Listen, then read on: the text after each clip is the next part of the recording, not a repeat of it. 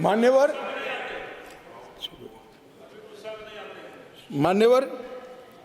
उसके बाद कहा गया मनीष तिवारी जी के द्वारा कि अनुच्छेद 3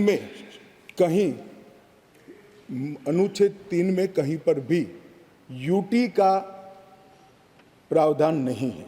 अब मैं मान्यवर, कोई कंफ्यूजन नहीं रहना चाहिए, बहुत बड़ी बात माननीय सदस्य ने करी है। मैं अनुच्छेद 3 इस सदन में पढ़ना चाहता हूँ।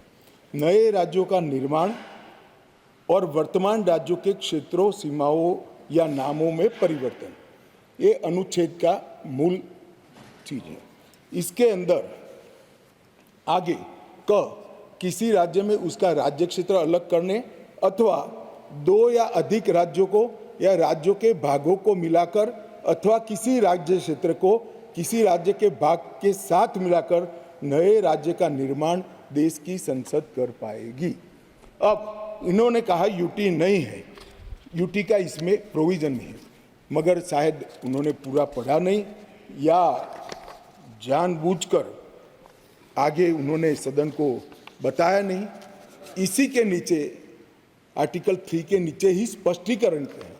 इस अनुच्छेद के खंड क से ड में, जिसमें सारी चीजें आता है, राज्य के अंतर्गत संघ राज्य क्षेत्र समाहित है। तो वहां पर राज्य मीन्स संघ राज्य क्षेत्र अपने आप हो जाता है।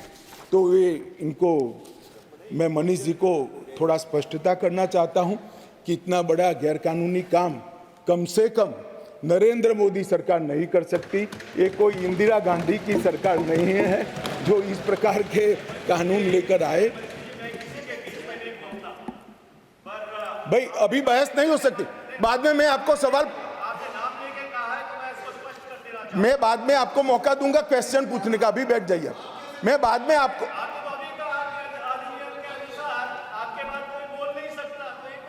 नहीं मगर प्रश्न, देखिए मनीष जी, मैं प्रश्न ले सकता हूं। मैं महोदय को अभी कहता हूं, बाद में मनीष जी का प्रश्न। चलिए, ये भी नियमों के अंदर है। मान्यवर, बाद में उन्होंने कहा कि अनुच्छेद 3 के परंतु को निलंबित करके राष्ट्रपति शासन डाला, क्योंकि ये प्री डिजाइन था। मान्यवर, मेरे पास लिस्ट है। आंध्र प्रदेश में राष्ट्रपति शासन 1973 में डाला, हम नहीं थे, कांग्रेस की सरकार थी, परंतु निलंबित किया गया था। अरुणाचल में डाला गया, परंतु निलंबित। 81 में आंध्र प्रदेश में उनकी सरकार, परंतु निलंबित किया था। 1990 में परंतु निलंबित किया था। बिहार 1969 कांग्रेस सरकार, परंतु निलंबित किया था। 72 परंतु निलंबित किया था। 1977 परंतु निलंबित किया था। 69 बिहार, फिर गोवा 1990 परंतु निलंबित था। 1990 परंतु, मेरे पास लगभग 27 राज्यों के 70 से ज्यादा है, एक में भी वो परंतु निलंबित करे बगैर राष्ट्रपति शासन नहीं डाला गया है।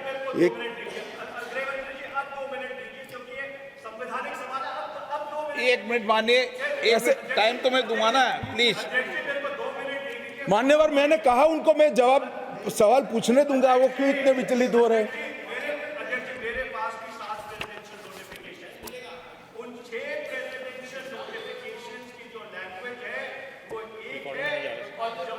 के प्रेसिडेंशियल नोटिफिकेशन की लैंग्वेज अलग है। मैं आपको अभी डेमोन्स्ट्रेट कर सकता हूं, मैं अभी बढ़ के सुनाता हूं, मैं अभी बढ़ के सुनाता हूं। एक बहस ही नहीं है, लैंग्वेज क्या है इस बहस इस पर है कि अनुच्छेद 3 के परंतु को, जिसमें असेंबली का पावर यहां पर आता है, उसको निलंबित किया गया है या नहीं किया। एक लिमिटेड क्वेश्चन पर हम है, कहां है बात ही खड़ी होती है।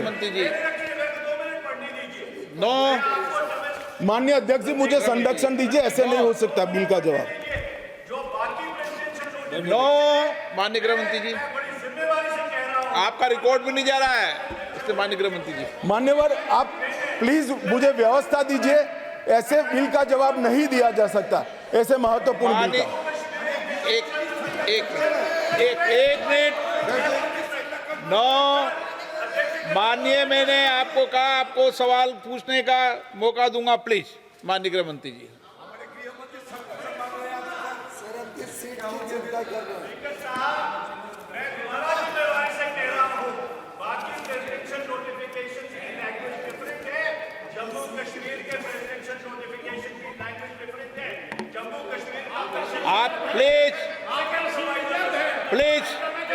नो, माननीय रामकृपाल जी प्लीज, माननीय मनीष तिवारी जी प्लीज।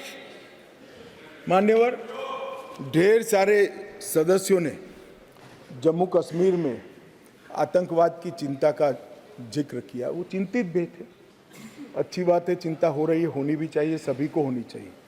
उन्होंने सीधा सीधा इसको आर्टिकल 370 को निरस्त करने से जोड़ा।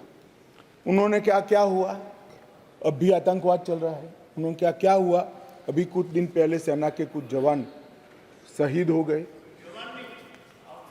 ऑफिसर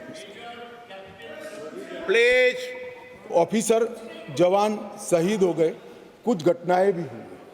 मान्यवर, किसी ने भी नहीं कहा था कि आर्टिकल 370 जाने के बाद कश्मीर में आतंकवाद समाप्त हो जाएगा। सुनिए ना, सुनिए, अरे भाई सुनो ना, मैंने कहा था आतंकवाद का मूल आर्टिकल 370 के कारण खड़ा हुआ अलगाववाद की भावना है।